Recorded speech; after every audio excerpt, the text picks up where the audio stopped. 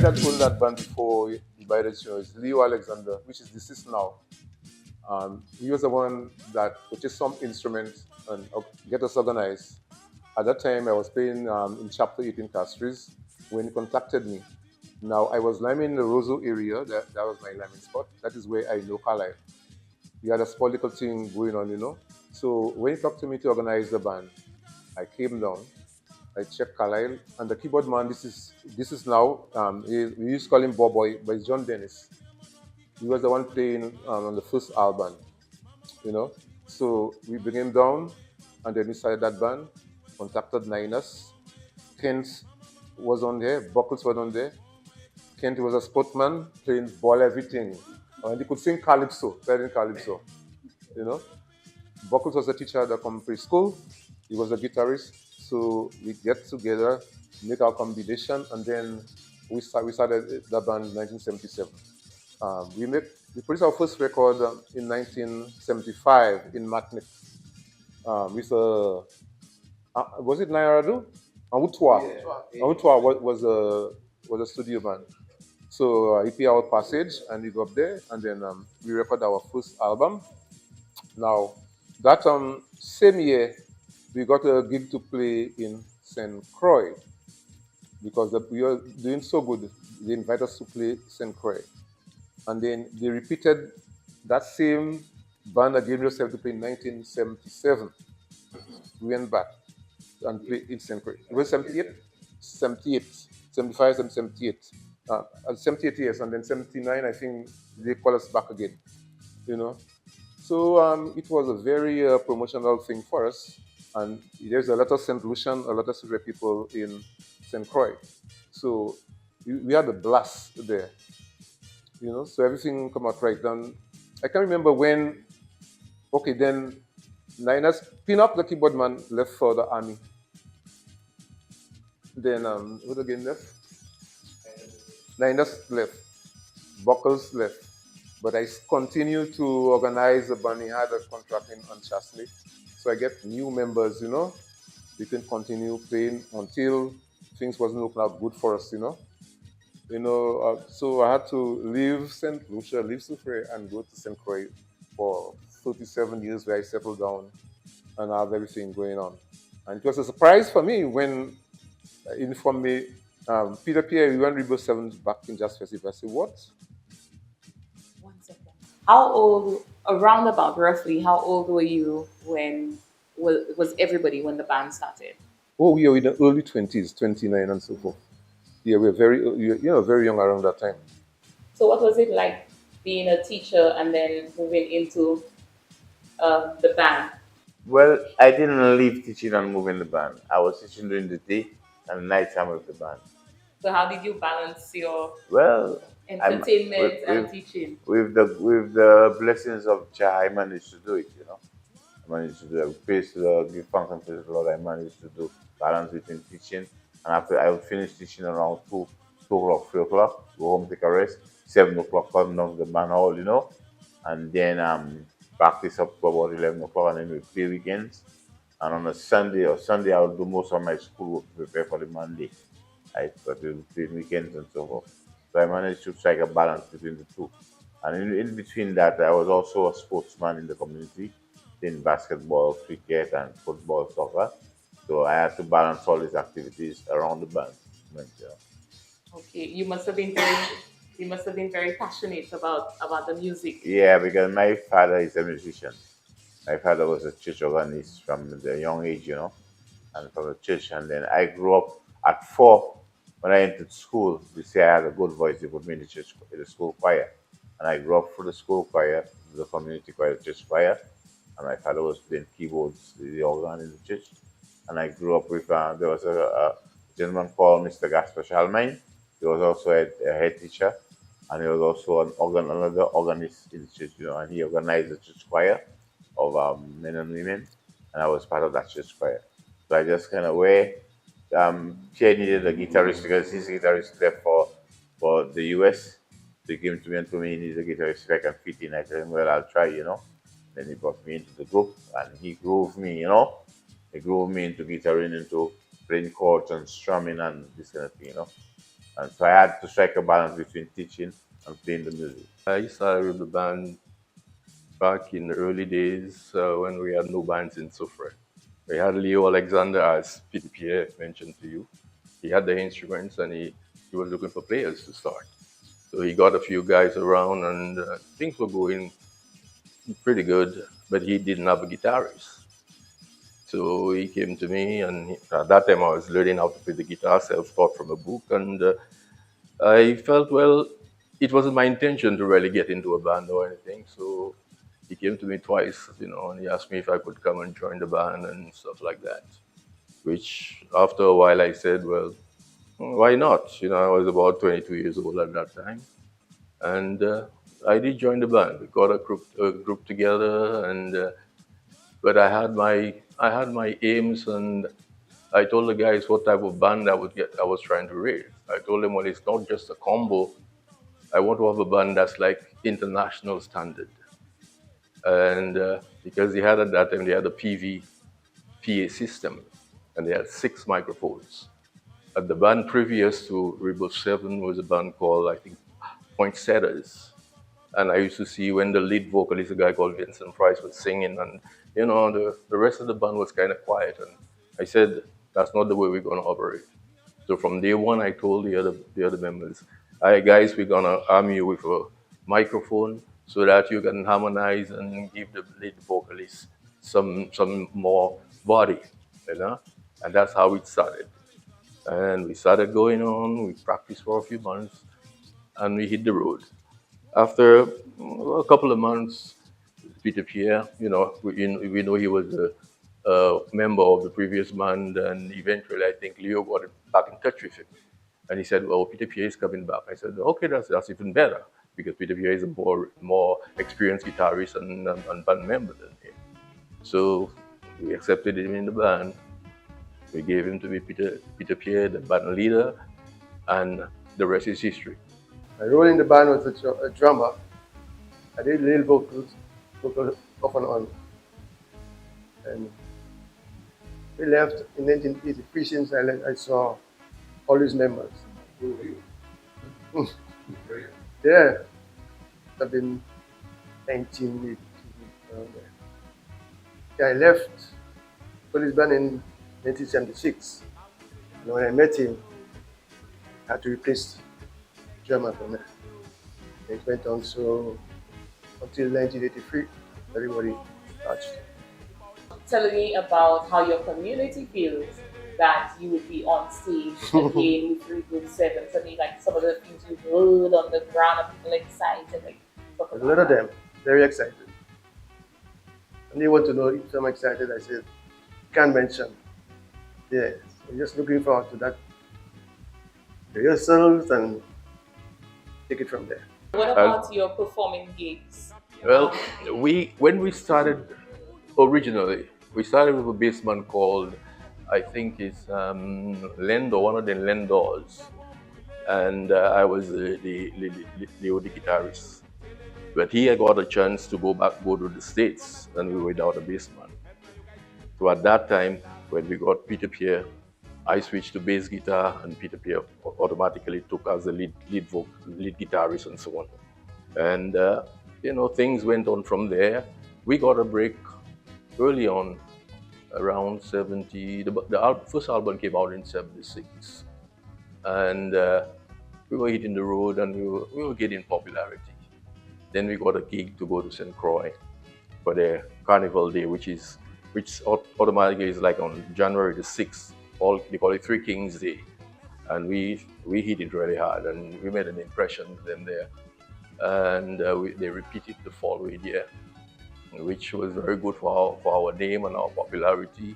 And came back here, things worked out, and the band was more than people expected. We were popular all over the island and so on. But we were having one problem. Our instruments were deteriorating, and we couldn't live up to our standard. So at that time, we told the band leader, well, the owner, to get us some instruments and so on to live up to our name. But he was kind of, recalcitrant. He was kind of opposing to that. He didn't want to expend that kind of money. So we approached the Barclays Bank at that time. The manager was Mr. Gonzalez, and he said, he knew we are a popular band. He'll give us a loan to get instruments, which we did, and after that, things were good. But then there was a problem with the band owner, the previous band owner, Leo Alexander. He said Rebirth 7 is his band, and he got some more players to pose as Rebirth 7, you know. So there's a big conflict. We didn't have instruments, we couldn't play, so he got some guys and he called them Rebirth 7. But the local people gave them a name Rebirth. And eventually, at that same time, I think the band Gramax was touring St. Lucia. We didn't have our instruments, but Gramax had already heard about our popularity, and the promoters, they say, well, can you all play with Gramax and so on? And they were playing at the town hall in Soufriere. We played with Gramax. We said we haven't practiced for a while, but we are confident we can live up to the expectation. And we played there, and everything was beautiful. The instruments were, hey, we performed the way we were supposed to have performed. And from that, when we got our instruments, we continued our progress. And we recorded the second album just around that time, 77. That was in Barbados. During that time, when we were without our instruments, when they got another group to act as Rebirth 7. Our album was out, but it wasn't their album. They were playing the same song, but they were not up to the standard of Rebirth 7. And we kept up to what we were expecting from the instruments coming up. And we said, well, for us, if he wants to take the name Rebirth 7, we'll have to change our name to Rebirth 7, the original. Rebirth 7 original. That's where the name came from. And as things worked out, the people knew who Rebirth 7 original was and who Rebirth 7 was, Rebirth. And I know a couple of the members of the Rebirth, but I ain't gonna name names at that time. But I say, well, everybody's hustling and they got a break. I don't blame them, because some of those members, I know them right now, and we are still friends and so on. And music is something which it enlightens you. And I felt at that time, that band, Rebirth 7 original, it made a lot to bring in Soufriere in the limelight of music in St. Lucia. Because most of the bands you would hear about during that time would have been True Tones, Wavers, Big Seats, and other bands, Merrymakers from Canaries and so on. And we tried to maintain our level. We were more an open kind of band. We would play all kinds of music, pop music, calypso music, reggae music, more or less. That was what was covering the whole western part of the West Indies, the French islands, Guadeloupe, Dominica, St. Lucia. It was very popular. You had bands like, as I said, Gramax, Exile One, and a few other bands. And we fit pretty good. And that, in addition to that, we were playing other pop songs and everything like this. So we were catering for the tourist industry at the same time, and plus, satisfying our local people. And it was very mind-opening for us. And I'll say a lot of good times in that. We had, at that time, we had a little guy by the name of Lord Kent. And he's from St. Kitts, and we incorporated him in the band because he's a very talented young man, the Calypsonian, and that helped us a lot because a very good Calypsonian, a very good musician. Lord Kent, that's my stage name. The local people call me the old man, okay, even when I was young. So I'm originally from St. Kitts and Nevis. I came to St. Lucia in 1975 while traveling with an American couple on a yacht. And they settled in Soufriere, So I've been living up Anchasty for most of for my life here. For my first 10 years here, and I started walking Anchasty, that mountain, day and night. I come down, watch the guys play soccer, watch them play cricket. For some reason, I met Niners here. For some reason, we got into a conversation and said, "Hey, listen, I represent St. Kitts, like on the 19 playing cricket and soccer, so I would like to join a team." And that's where he got me into playing cricket. And so that was just the sports part, cricket and soccer, right? And that was the sports part. I mean, everybody knew me as a fast bowler and a goalkeeper. So people started really showing me a lot of appreciation and stuff. And like I said, I was just a quiet and humble guy, so I'm very easy to get along with. And then one day, Nina said to me, I just played in a band, in the local band, we are playing a gig at the town hall on the weekend. Would you like to come? If you like to come, I said, boy, when that dance finish, I gotta hit the road up there. He said, man, no, you can stay by me if you want to. So however, I took it on and I came down and listened to the band. I was really impressed. Now, the thing about me is that I was not like a full-fledged calypsonian like back home, but I can sing and I knew every popular songs, right? So after we went to the dance, then the band must have experienced some problems with one of the vocalists. And he was telling me one day, man, our lead vocalist went away, we need. So I said, I can sing calypso. He said, you can sing calypso, you can play football, you can play cricket. But what else can't you do? I said, man, yeah, man, I can sing calypso. So he said, I'm going to speak to the guys. He went and he spoke with the guys about me. And they said, okay, bring him up. I came up to the band hall one evening, and the band leader, Pierre, gave me a cassette tape, right? He said, okay, I have 10 songs on this, but you don't have to learn all of them. If you can learn at least 4 songs for the weekend, we'll be good. I went home when I put my cassette in, and I know every one of those songs. I came back down, he said, okay, what song you know? I said, I know all of them. I said, I know every one of these songs.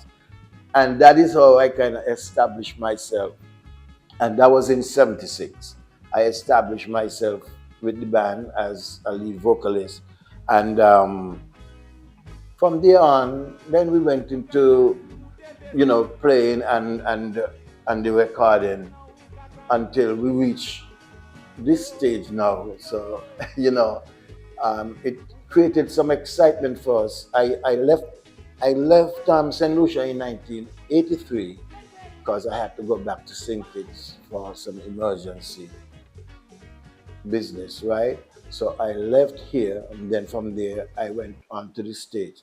But the guys, we always keep in touch, always talk about a reunion, and I'm quite sure you might have known that a couple of years ago they were planning to do this reunion. It didn't come out, but here we are today, doing the Soufriere jazz, which is, it's just an exciting moment for us. And I just want to tell the guys how much I appreciate, I appreciate everything, and they never treat me like a stranger, but again, the whole of Soufriere welcomed me, in their arms. I was like, every time I come to Soufriere, I forget I'm from St. Kitts. It's true. You are such a Soufriere, you were really that. Yeah, and and so now, so I still continue my calypso. I'm a solo artist. I'm still a songwriter. Since I left Soufriere in 1983 up to present, I have recorded over 12 CDs. I have hundreds of songs that I've already recorded and still going. So the age doesn't mean anything. Can you just tell us a bit about when you were contacted to perform for Super Jazz? What was the feeling like and the conversations that came after that? Let's talk about that. Yes, that took me by surprise when Mr. Wuji called me and then Peter Pierre, there you call me. You ready? Are you ready for what? You see, man, I bring Rebirth 7 back for the Soufriere Jazz. I said, Soufriere Jazz? That's a popular thing like that. You see, yeah, if you're interested, I say 100 times. I'm so interested.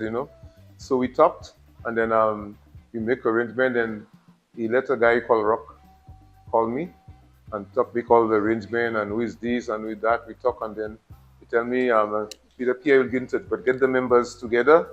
Um, then Fleming, Fleming is a keyboard man. He played for Rebirth 7, but after the original keyboard man died, he was a keyboard man. So that's when we went to record with him in Barbados. You know, then he contacted me because he knew rock more than me. Rock contacted him and then we talk. And I say, well, I think all the Rebirth 7 members will be excited for that kind of thing. But for so long we lived in the music. People don't even I'm from Soufriere, people don't even know me. Saki Buksa. That's Peter Pierre. Oh, Peter Pierre had that name already. I tell them, you hear a song called My Ibo, My Pabo? Yes, and that's I'm the one singing it. You sing that song. Everywhere I go, it's a kind of My Ibo, My Pabo thing. So I think it's a pleasure, we get involved in that thing, and then you all guys organize us. Whoever had that thought to think, what about people sending the jazz? I don't know. But it was a good thing, a good spiritual thing that was to bring us together. Because I'm sitting in this for a while, buckled for a while because Bob went to Canada, but we talk every day, mostly every day on the phone, but we always keep in touch. And then we agreed and we are happy, and appreciate what the foundation do to us to bring us back. So we'll have, that's one in a lifetime. People in Soufriere, especially in our generation, will see us, and the younger people will have a chance to know us. That's the Rebirth 7, that's the one singing that thing, that one singing that one. So we are very grateful for that. Forget to mention Pinnock. Pinnock couldn't make it today, because he's a very big person. Pinnock is a keyboard man, singer, everything like this. Then when I contacted him, say yes, they had contacted him, So he didn't want to get us things wasn't finalized yet. So it's a pity he wasn't there for the interview. But he was a keyboard. He recorded Sing From You to Say Mem, all those kind of songs. To say all those hits on the album. He was the one that sang it. And then he was the lead singer. Very popular all around St. Lucia. Now people had a kind of thing saying, Mimi books like this my bon, my pas bon. And from you to say mem, madame pas mem, maman pas mem. You have to let people rap to certain song. So but a very popular song. So he went as well with us as a lead singer when recorded on both album. He had that song called Apprécier Saouni. He had a good that's a good song. So we are very excited. Your guys bring us in that era of our age, so we appreciate that very much.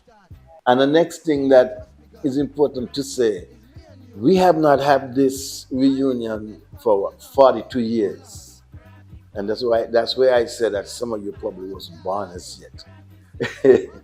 It's 42 years I have not seen Niners, Peter Pierre, I saw Carlisle, well, I saw Buggy last year, but it's been that long. And so it's just a pleasure for us to be here and, taking part in this affair and making Soufriere proud again. Tell us about the song my Pamaye. No, well, Pamaye is Peter Pierre. So tell me about Karate. So yeah, so Karate Man, like I said, I was always a Calypsonian, and I remember we were playing somewhere. I think we were in Castries when a promoter saw us and they was impressed with us and said, "Oh, we could take you guys somewhere. We would like you guys to come and do a record. Practice 10 songs or something songs." And so, as the band leader said, okay, so as a lead vocalist, everybody, we had 4 singers. We have myself, Niners, Pinnock, and Peter Pierre, who was doing most of the, the vocals.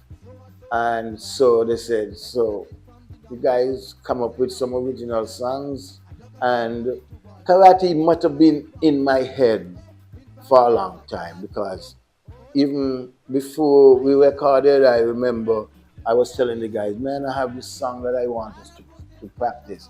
So everything fall in there. And Karate Man was one of the popular songs on the record. I mean, we have a very good balanced record. Our first record was a very balanced record. And so that was one of the more popular songs on it. My achievement as a Calypsonian, I was Calypso and Road Match King in 80, I think it's 81 and 82. So I think I was undefeated when I left here as Calypso Monarch of Soufriere. And then I did got the road match, not with Karate Man, with another song named I Want a Man. She want a man, it was about a lady.